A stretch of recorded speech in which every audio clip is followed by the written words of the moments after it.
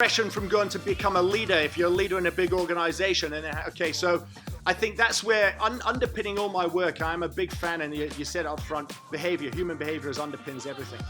You want to be a better leader, know yourself, know your strengths, and keep working on yourself. Know your people, know your people's strengths, and empower your people to do what they do really well. It's all about people. It's that state of awareness of self, awareness of others, emotional intelligence, and being able to communicate and adapt and allow people to really step in to their best version of themselves. That's what you do as a leader. You don't force, you don't fight, you don't drag.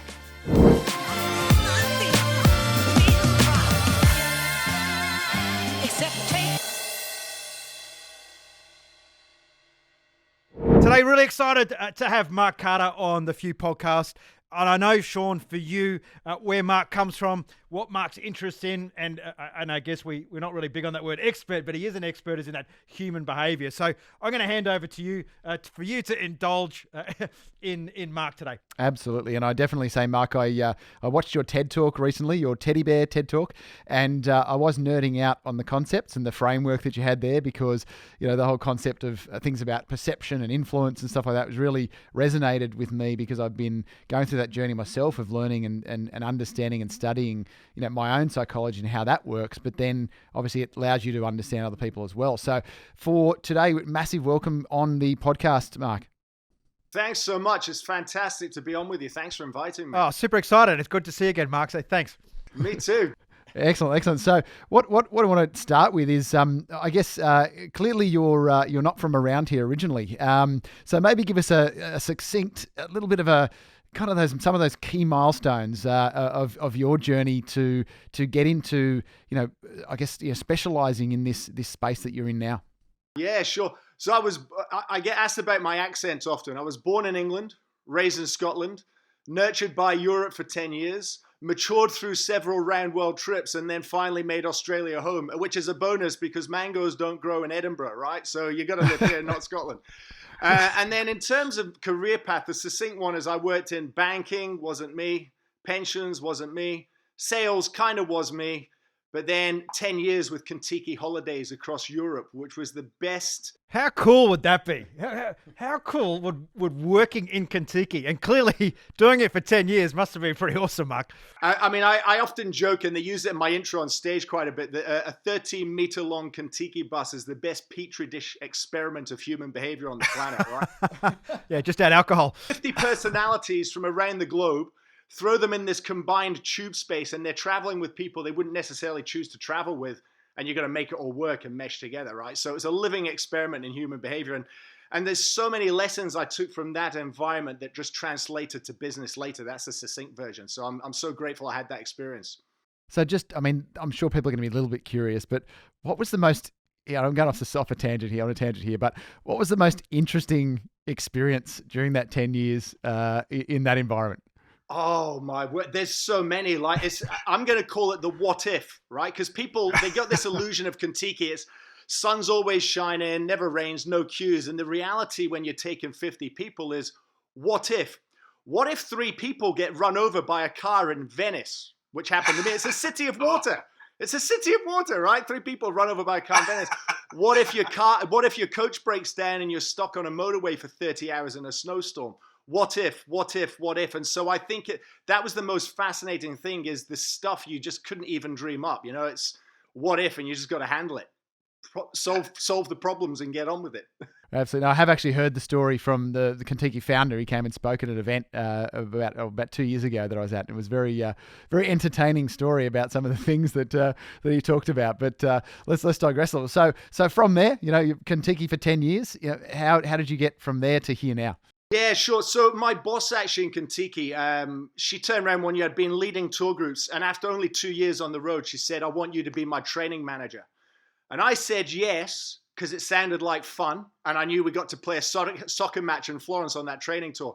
She leaned over the lunch table and tapped, and she said, no, you're going to do this because this is what you're meant to do. You belong to people. And it stuck with me. And then after 2 years of training, she was right. And then here I am, fast forward 23 years later, I'm still in the field of human development. So she picked it before I did. So I think my path found me. and a boss I was fortunate to have a great boss that saw that in me. And so that my path really evolved from there. When you talk about that path, Mark, and just to dot the I's and cross the T's on the few here, you are living your purpose. Do you believe that you are living your purpose? 100%. 100%. Like, I mean, I am absolutely, I call it as well, not only purpose, but I'm completely in flow in my career. Like, I'm absolutely in flow. I love what I do. I have for a long time. And, you know, and I think people that know me would agree that I'm kind of in my purpose and flow state. I have been. Okay. So, Sean, here we go. That's what it's all about, right? The few are people who live their purpose. You just mentioned there that this wasn't something that you were born with. You didn't. Your purpose wasn't ingrained in you as a 3-year-old to live this life. So how do you connect the dots? What is the life journey from training into getting on stage, sharing that message on a massive scale? How do you do that? I know. You know what? There's some absolutely critical moments, right? So my mum tells me as a kid, I was actually introverted and very happy in my own space. And I still am. I don't want to go on a stage because I need attention. I just found I'm good on that. But how's this? I never took flights or big holidays. We came from a pretty meager background. And plus, my dad didn't like flying. So when we took a holiday once to Spain, it was via coaches. Now think about that for a second. I remember on that coach tour, I'm about, I guess, 12 or 13, something like that. I sat on the front step next to the driver from London down to Spain because I found it fascinating. Now you fast forward and it's curious. I end up in tour travel, coach tour travel specifically. And then doing that journey every day, you're doing several presentations every day. And then as a training manager developing leaders, I'm developing leaders with all these skills. And so it was the environment of being in that tour environment that is where I honed. I had natural skills, yes, like in storytelling and stuff, but in that environment, I honed those skills and loved them. And I think my passion and purpose just unfolded because I followed that flow of doing what I like. So I've looked at that, Mark, as a you know, it's that evolution. As you said, there's these moments you look at and how they relate to some period later, and it's that evolution towards it, isn't it? It's not like it's suddenly. Some people are born like a 3. They're like, I'm going to be a famous basketball player or something, or whatever they set their attention to, and it doesn't fluctuate. But that's very, very rare. I believe, and what's your view on that in what you've seen in obviously mentoring and coaching and training and so many people? Have you seen that journey unfold for others too?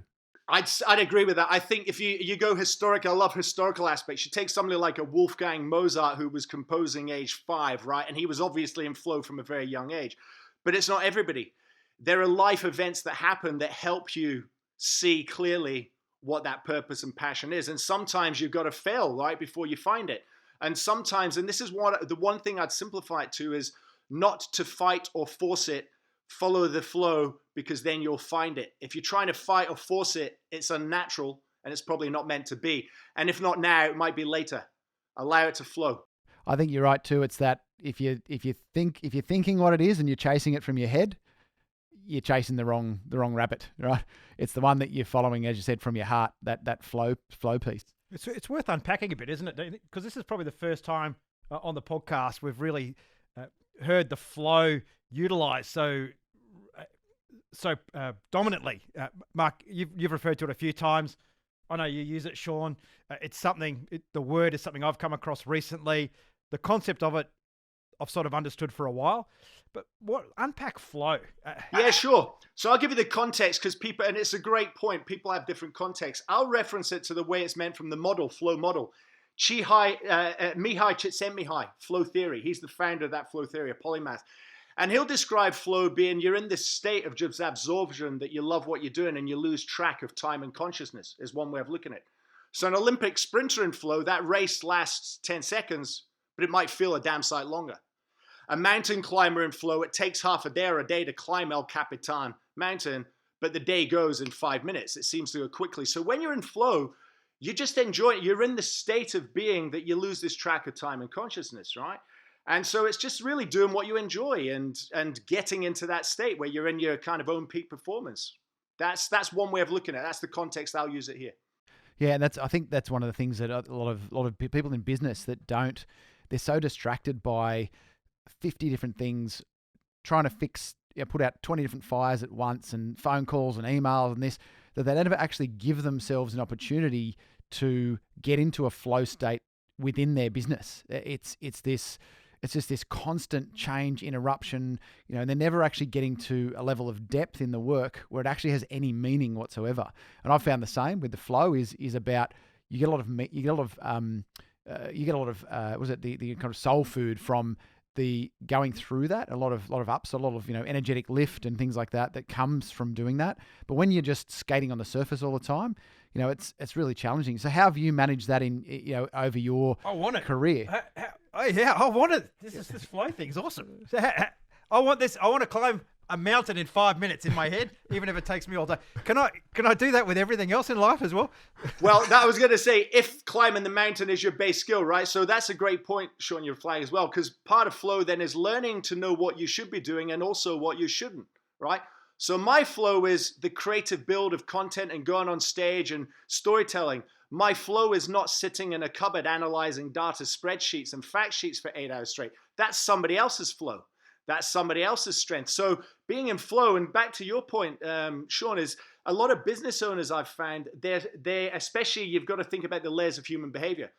Dominant style personality, control freak, want shit done their way, right? So they don't want to let go of the stuff that is not their flow sometimes. And that's the point, is they're defeating their flow by not allowing other people to do those things. And Mark, you see that you see that in the large organizations that you also work with, right? Like you see that challenge in bigger organizations that are very process driven, moving from being a technically competent person in the organization to a leader. So how do they even conceptualize that, and how do they implement it inside these large structures? So you're saying to progression from going to become a leader, if you're a leader in a big organization. And okay, so I think that's where underpinning all my work, I'm a big fan, and you said up front, human behavior underpins everything. You want to be a better leader, know yourself, know your strengths, and keep working on yourself. Know your people, know your people's strengths, and empower your people to do what they do really well. It's all about people. It's that state of awareness of self, awareness of others, emotional intelligence, and being able to communicate and adapt and allow people to really step in to their best version of themselves. That's what you do as a leader. You don't force, you don't fight, you don't drag. And Shawnee, I know this is an area that you spend a lot of time in with your team as well. And Mark, you've made a very insightful comment there, because I think people struggle with this. You say, know yourself. Absolutely. Absolutely. Do you think people can do that? Do you think that's a natural skill to be able to look at yourself? I think I'm probably the natural skill, not necessarily. I think if it was a natural skill, we'd all kind of get there on our own, without any support. I think one of the key things about getting to know yourself, and my journey has been like, obviously the bumps in the road and the mountains I've had to climb, and the pits full of bloody piranha and stuff.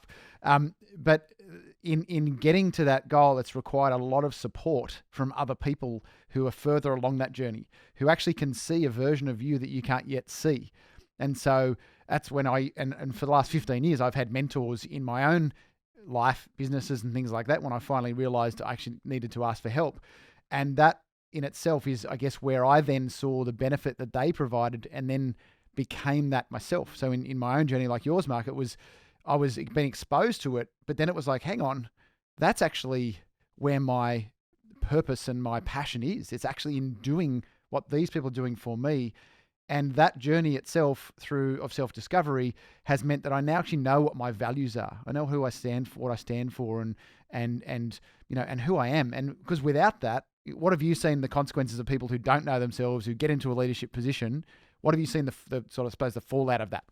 There's a couple of fallouts, and it's beautifully articulated, Sean. Like something you just said there is, by going through that journey, you find yourself, and then you find your purpose. It's a milestone for you as well, right? Within that, you get into that path. For people that don't do that, if they don't know themselves, there's a few ways it plays out. One is they flap, right? They sort of flap or kind of randomly float around without ever feeling really fulfilled. Or they feel frustrated and angry and annoyed and irritated because they're not doing what they want to do. And I'll articulate, I talk about human behavior. It's such a deep well pool and layers of onions, but I'm going to simplify it the way I do to 4 layers. People are broken into 4 concepts. How they function. That's profiling tools like DISC and all these sorts of stuff. That simply tells you how somebody likes to function. But what it doesn't tell you is their why, right? That's their motivation. And with motivation, we're talking intrinsic motivation, that fire that ignites the soul, right? But that doesn't tell you their intelligence. And intelligence is, you can have the most smart people on the planet that are the most socially awkward. So intelligence is intelligence smarts, IQ, and emotional intelligence, EQ, right? And people talk about adaptable intelligence, AQ, but that's all part of EQ to me. But then the fourth layer is what I call EE, everything else. Because every life experience, right, it's where they grew up, the environment they grew up in, their fears, their limiting beliefs. And we know that kids are, again, fused with that stuff until they're 11 or 12. So how somebody functions, why they function, their levels of intelligence, and their everything else. And some of those are adaptable, like how you function. A lion is a lion, right? A lion doesn't want to play with monkeys in trees. A lion wants to eat wildebeest on the Serengeti. That's how you function. Doesn't change, really. However, your emotional intelligence, your intelligence, and everything else, that does change. Your motivation adapts at different parts of life. So that's why knowing yourself and keep coming back to self-reflection is a critical part of remaining on this path, I think, of flow. You know what I also think is a really interesting part of personal development is it keeps things interesting. You might be doing the same job, the same type mark.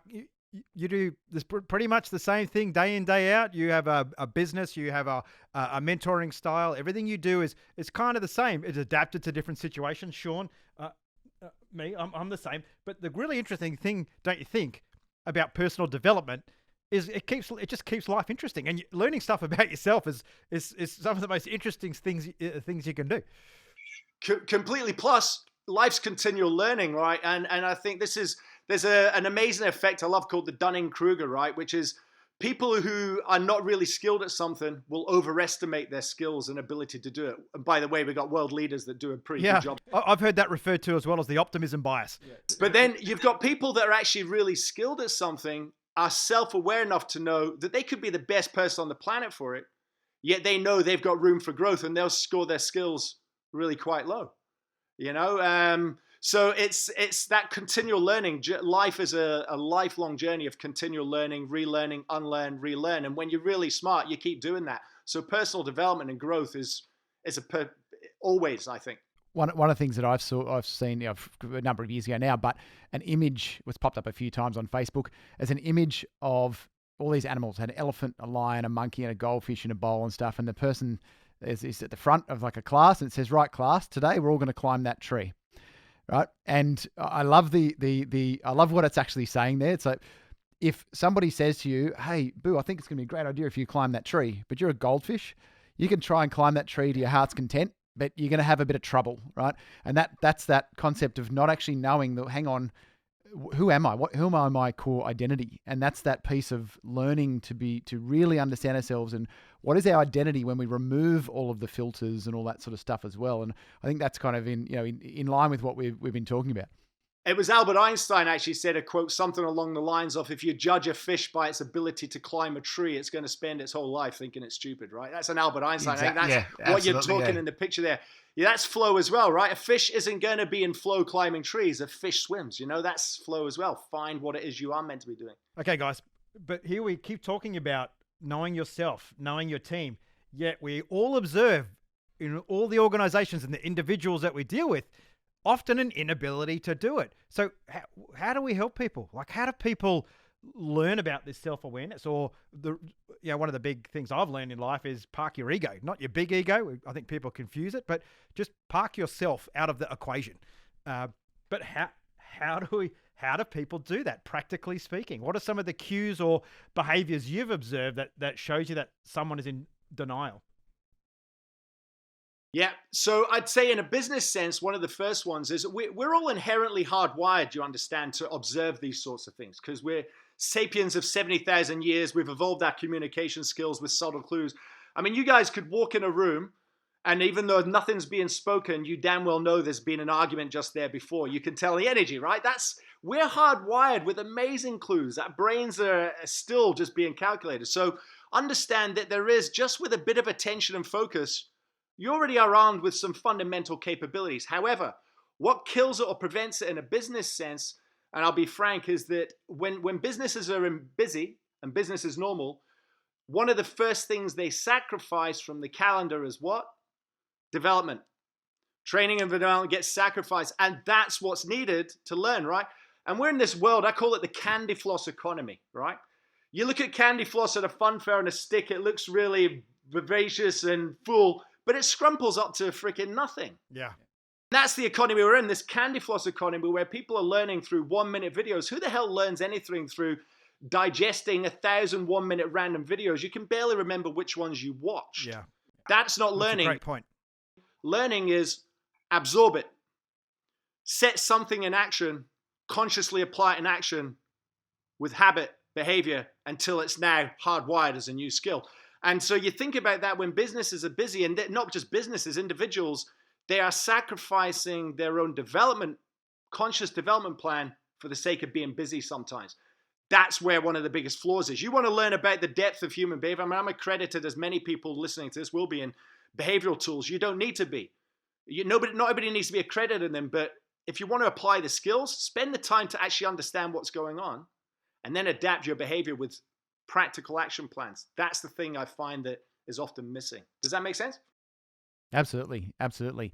And I guess one of the things that I find too, when people are, I guess, endeavoring to find who they are and where they, where they fit in the world and their identity and all that sort of stuff, is a process that I run with my clients. It's about people really getting clear on how they define success for themselves, and not in that extrinsic. I want to be a millionaire. Yeah, I want to have, when I've got a private jet that I have a private pilot sitting next to me that flies it for me, and a Lamborghini, that suddenly I'm successful. Yeah. If I got lots of stuff. Yeah, all the stuff. And it's actually it's that state of being.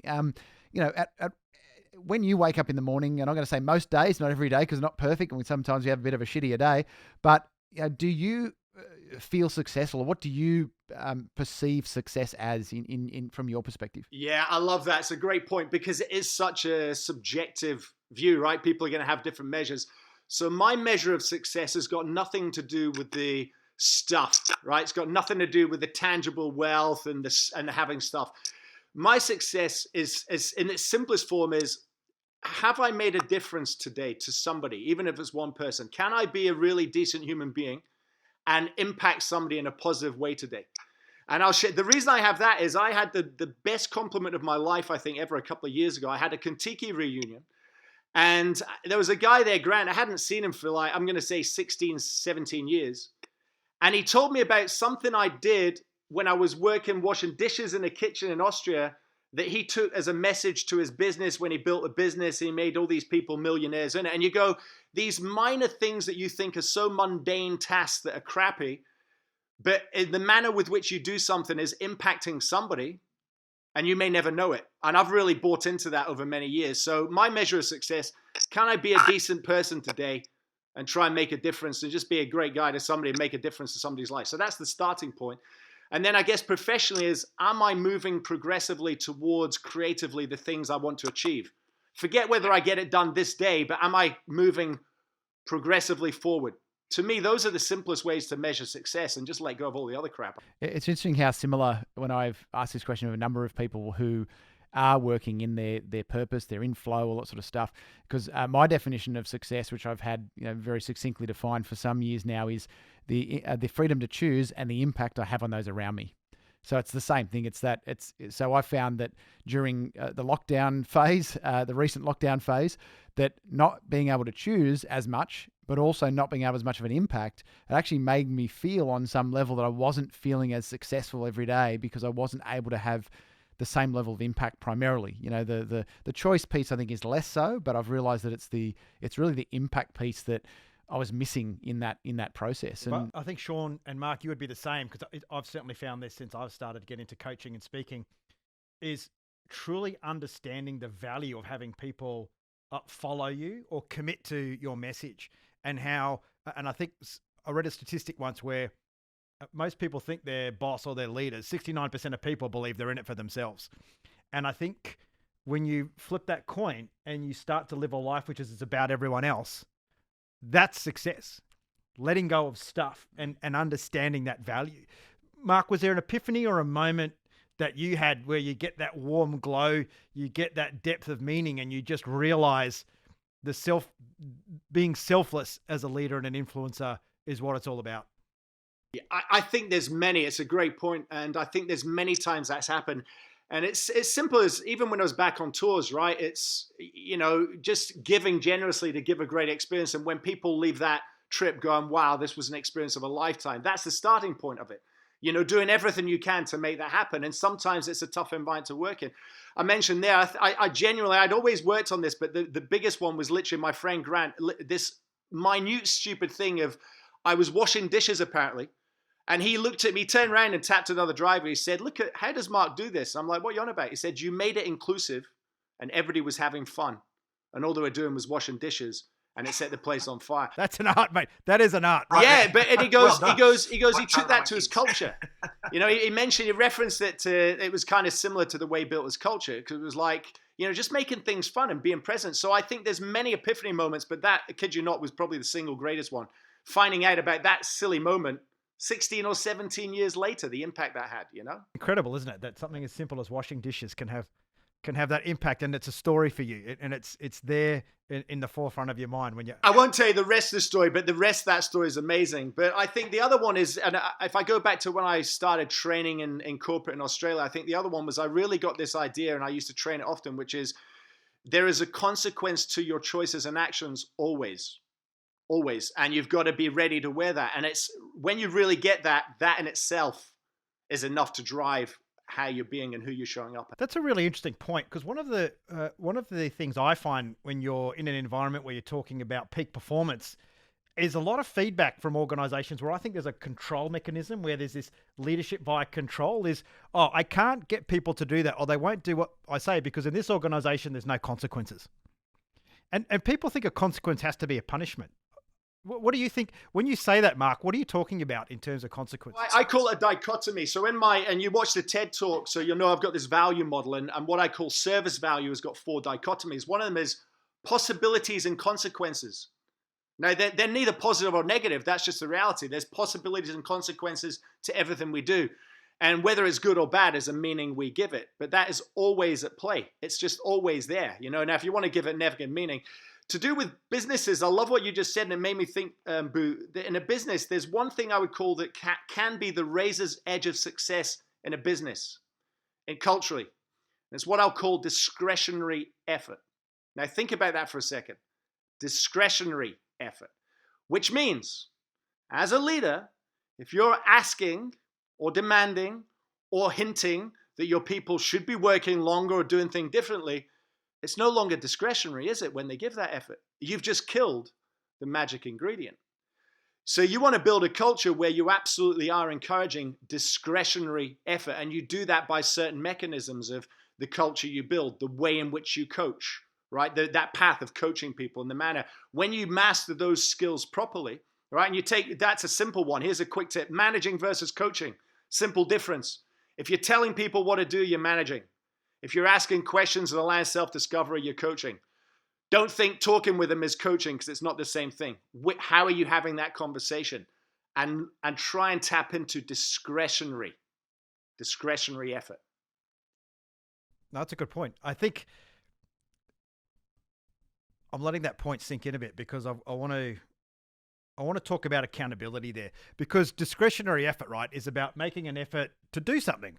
And one of the things that Sean and I talk about often is this concept of big wins and small wins. The leader is always focused on the big win, the end of the quarter, the end of the year, the annual results. Everyone else is worried about am I going to have a nice day? Is today going to be a good day? Am I going to get bullied? Am I going to take things the wrong way? Is today another day where I'm just going to get told what to do and get shoved around the office again because I really don't know what the plan is? How important is it for leaders to set the team up to win every day and to give them that opportunity to be discreet in the way that they apply their energy? 100% important. I would, in a business sense, I relate this as a path. When you onboard somebody, do a really good onboarding and set them up. And then who gets coached in a business? Everybody. Your top performers, your mid performers, everybody gets coached. Even people at the top of their field. You look at Roger Federer and the likes, they've all got coaches. Everybody gets coached. So the way that you do that coaching, I would encourage that you coach people to different goals. Performance goals around their business, which takes care of the numbers. Learning goals around their skill set, which is improving them as a person.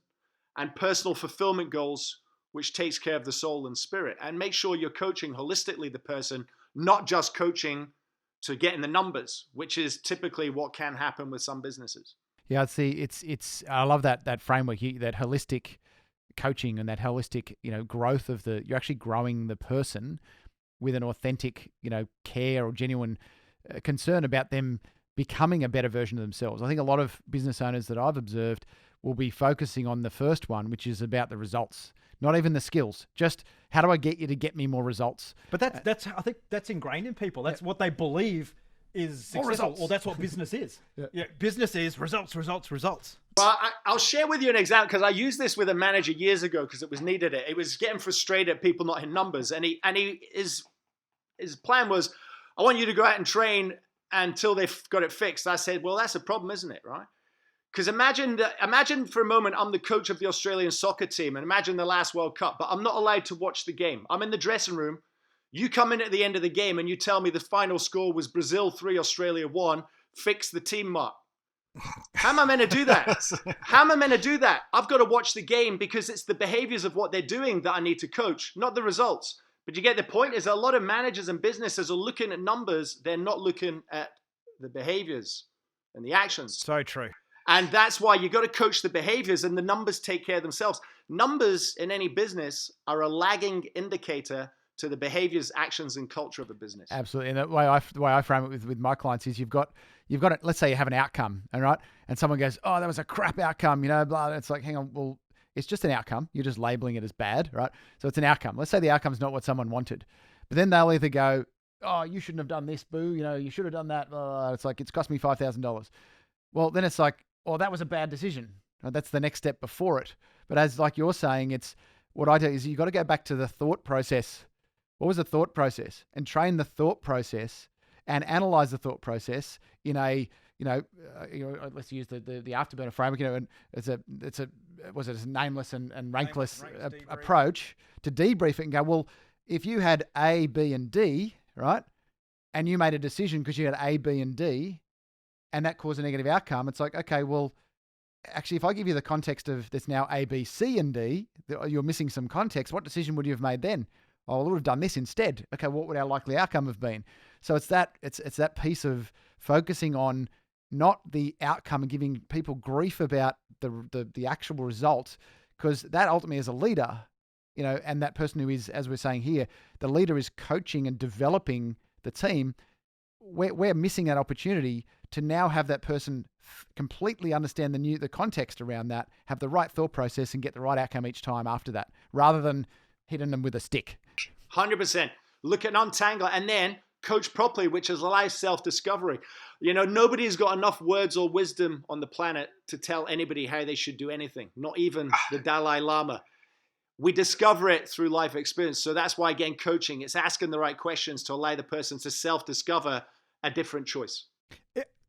What I find fascinating, I think I've probably worked with 300-400 companies now. And what I find really fascinating is every time you work in a company, they perceive that their problem is unique to them when it comes to results. And you might work for 3 companies that are direct competitors of each other, and every single one of them has exactly the same problem, the same numbers, but in their mind, it's unique to them. And this is where I think the work you do, Mark, around human behavior is fascinating. Your mentoring, Shawnee, is right on point here. It's not the numbers. It's not the product you sell. It is the way you develop and adapt everything you do, these intangible behaviors that equal a win. So how do we influence businesses, Mark? How do we help them understand that their problem isn't just their problem? It is a way in which they behave that is a problem. Yeah. So, certainly with the businesses I work with, it's working at the senior leadership level and building frameworks in place. They've got to discover that context first.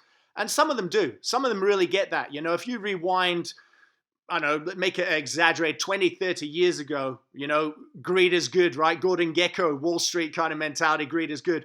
We've definitely moved a long way in corporate world since then, for example. So there's a lot more business leaders do get this stuff, right? Culture was 20, 30 years ago, it might have been talked about, but not the same way as it is now.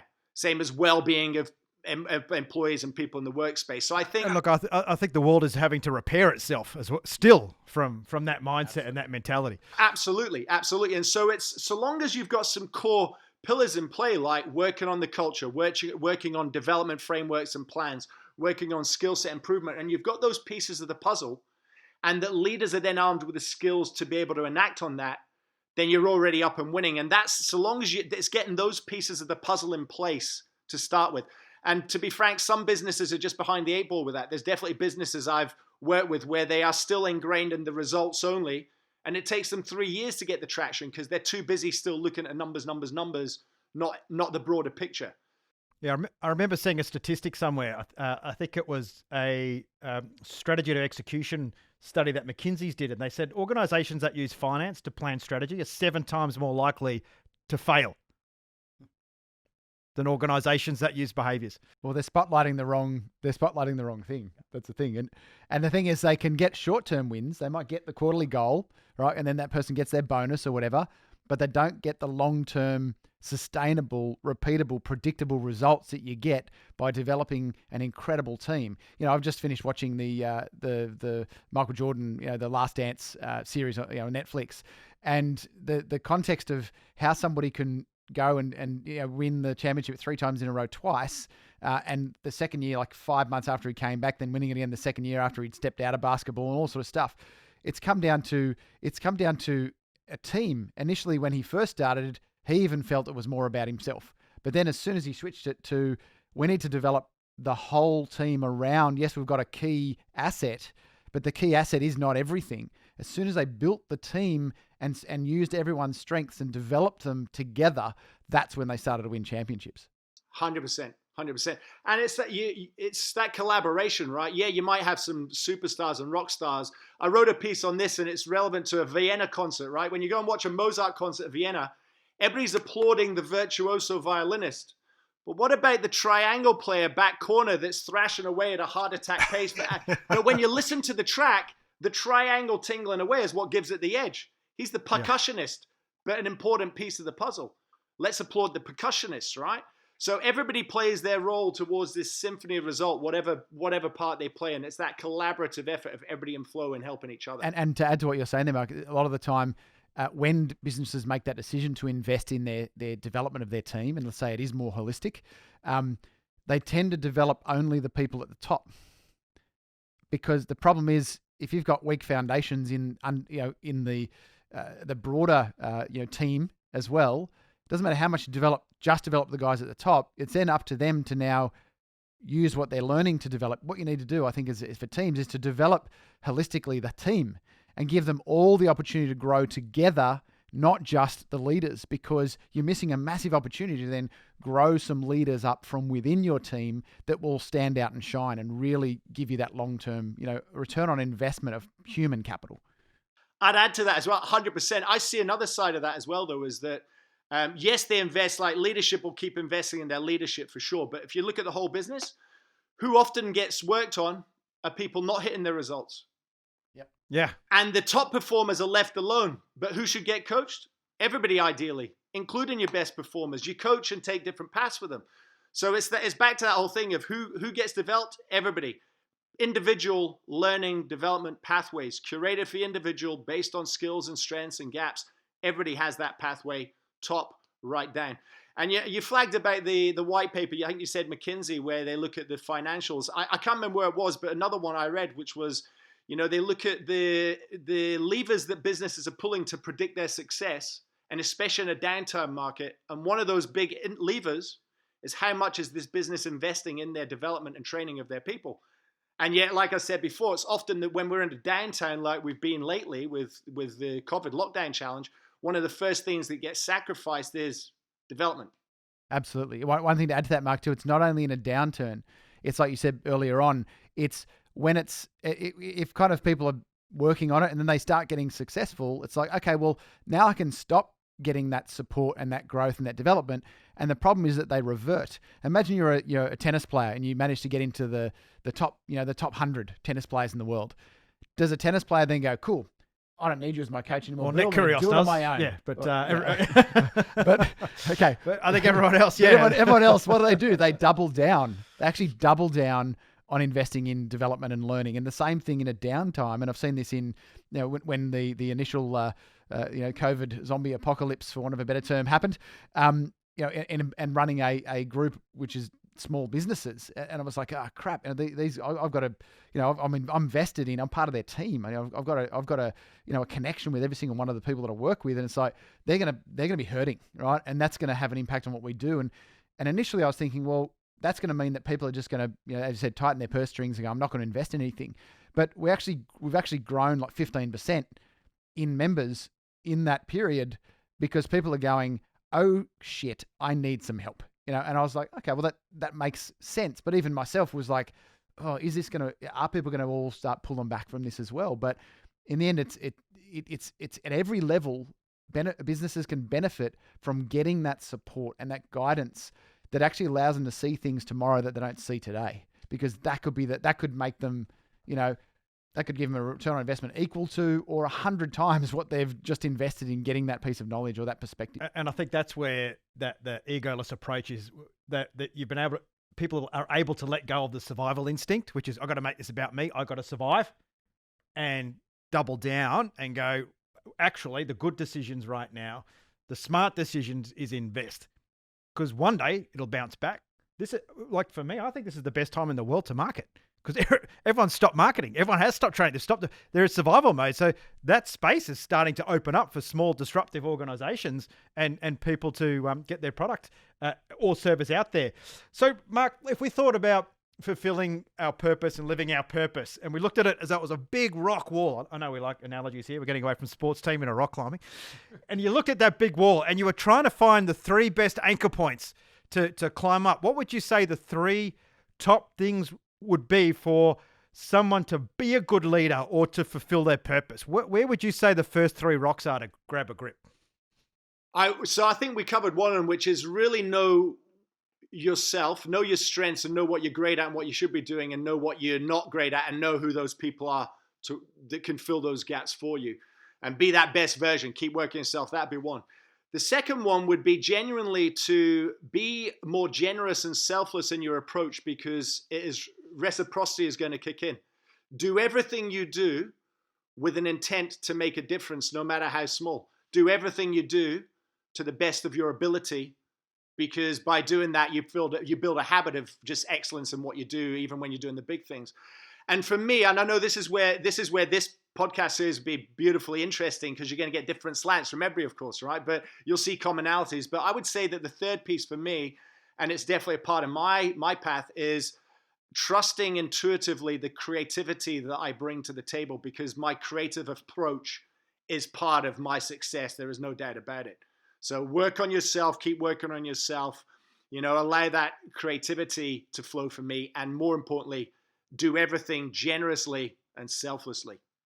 There's one thing I like asking with our guests is, what books have influenced you the most? So what, say 1 to 3 books. I'm not going to say one book, because it's very hard to just go one and say, oh, but it's if you hadn't read a book for a year. If you hadn't read it, yeah. But if there are 3 books that have influenced your journey and your path to become who you are, because I'm not as concerned about what you've created, because the who you are has created what you've created.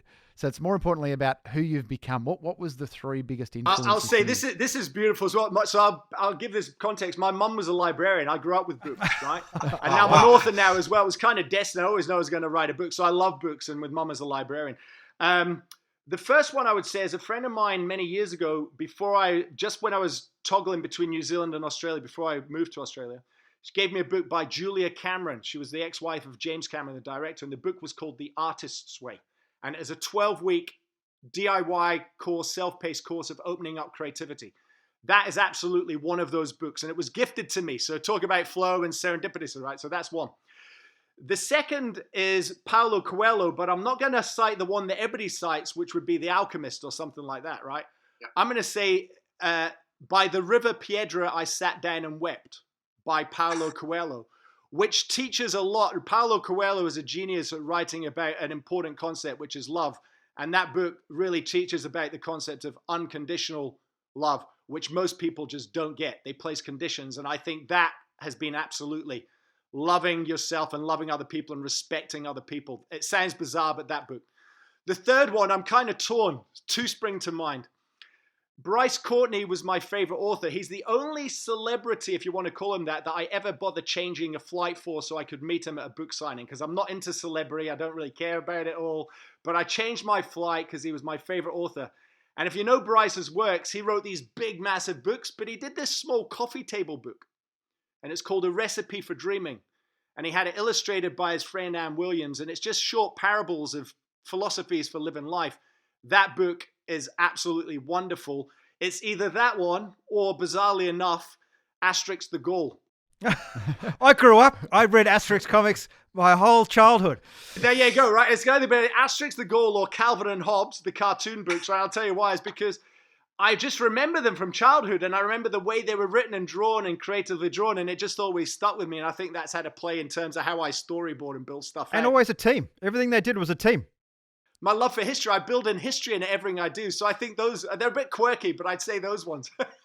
Well, that's right. And they're I think we're all a bit quirky though. We've all got our idiosyncrasies and different shades of quirkiness.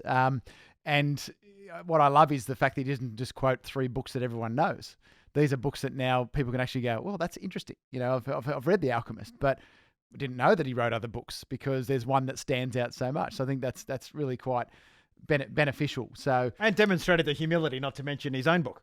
Well, that's which correct. Mark, That's you've got one. That was a great segue. You've got a book coming out into the market pretty soon. You're giving us a cheeky insight. Give us a bit of a show of the cover there, and Let me see, I've got one here. Yeah, so I wrote, this is my second one. My first one's called Ignite Your Potential, which is personal development. It was a creative play on tarot cards, and I turned the higher arcana into 26 themes for personal development.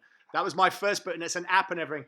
But Add Value is my new book that's coming out. We had to delay the launch because of all this lockdown, but this is the extended model, Sean, of the TED Talk. Right? The TEDx Talk was the 2-minute trailer of a model I've been building for 16 years, and Add Value is the very practical work that you can do on really applying those principles in your world. So no 1-minute videos there. Someone needs to get it and actually dive deep into it, study it, apply it. And as I understand from, I just don't remember which book it was from. It was one. I think it was Drive. I think it was about establishing new habits by Dan Pink. It was take 66 days to form a new habit, not 21. 21's a load of rubbish.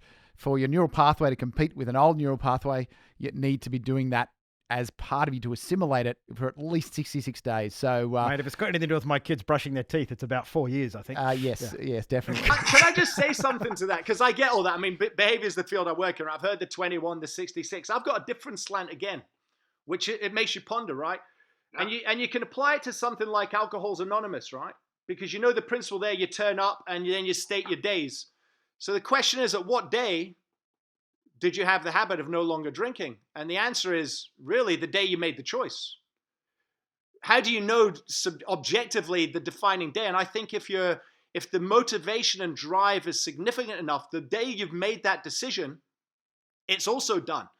It's the continual choice is what really makes it just stick in your psyche, right? So there's different slants, but I think if you really tap your why and the reason why you want to do it, you can change your habit in 5 minutes. Yeah, it's interesting. That reminds me of a specific situation where for most of my life, I had a bit of an obsession with food. I always had to have food in my bag or handy. And it was this kind of almost like primal thing, like a caveman, that it was going to be out of food, or it wasn't okay to be hungry for 5 minutes or something. Beyond most of Australia, mate, when COVID hit, yeah.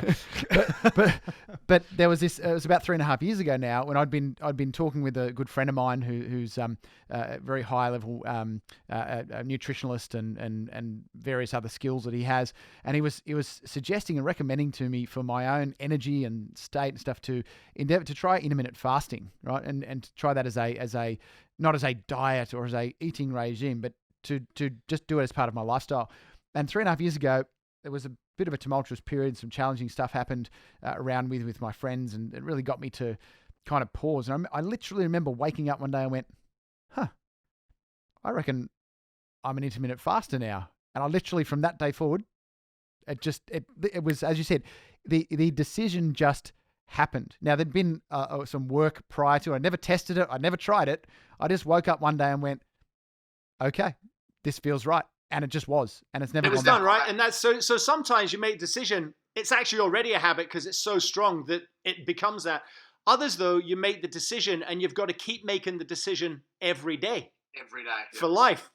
Because you might have a tendency, and this is path of change, we have tendencies to slip back into our old patterns at times as well.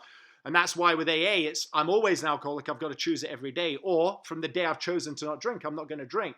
You see what I mean? So it can be instantaneous or it can be a choice every day. It's not, I don't maybe look at those things as the definitive timeline of it becoming a habit. Yeah, and I think for me, it's the identity that changed.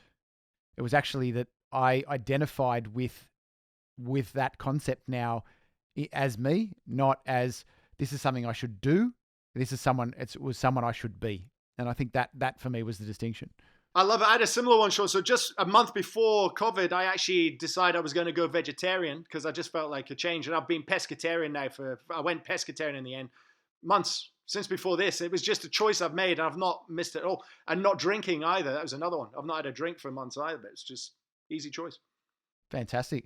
Well, one of the things I'd love to do before we wrap up. That's the end. It's just always the toughest part, I know, it is. isn't it? Sucks. I mean, the We keep conversations are just so brilliant. I just find everyone we get, Mark, it's been fascinating and reinforcing the same things. But yeah, okay, we've got to come to the end. Got to come to the end, and I've always learned something. Like every single time I learn something, and the context of mentors and things, I still have 15 years straight. I've had mentors and coaches of my own that support me in different areas of my life, and I'm clearly not a sports person. But I see the massive benefit, but. Let's say that there was this is basically like a sign-off question that we love to ask most of our guests, which is if there was one thing that you've learnt in life and business that you could go back and teach a younger version of yourself, what would it be? Yeah. Oh, wow. That's I love that question. It's actually a really tough one. The thing that would spring to mind for me would be to learn to let go sooner of the things that aren't working and not fight as hard. And that Fail early, fail fast. Yeah, and that goes to like relationships and stuff as well. Because I'm such an empathetic person, I'm all about others. I've definitely put way too much time and effort and resources into things that are just freaking dead wood. I don't know what you're talking about at all. Very common story, mate. Very common story. So I would say that learn to just accept it sooner. It's not that not accept it, but accept it sooner and then just let it be. Yeah, nice. Well, we really do appreciate you taking the time to share some of your story, and it's been there's been massive light bulbs and takeaways within it. So really do appreciate it. And Mark, if you could just share with our listeners and our guests, how do they get in? How do they find Mark Carter? How do they find these great books of yours? Where can we go to help influence people in the most positive way? Yeah, sure. Everything's on my site. So markcarter.com.au. I think I've built a custom-built learning management system as well that people can access, the app, the books, everything's all in there. Perfect for COVID. Keep it simple.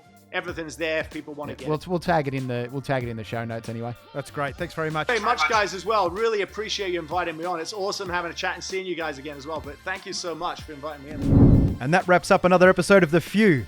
Thank you to our partners, Afterburner, for team building, development and alignment. We understand now how important it is to have the right people around you. Get them on board with where you want to go. Momentum Media, the largest industry publisher in the country, connecting your business to the Australian community. ICMI, Australia's premier speaker bureau, representing the few that do fulfill their life's purpose. And finally, Sean's Inner Circle, the business coaching organisation for small and medium enterprises looking to make that next step. Thanks again for listening in and downloading today. Please leave a review on whatever platform you are currently listening to this podcast and reach out to our partners who can help you make the transition to the few. Thanks, Mark. Thanks, Sean. And I hope you guys have a wonderful week.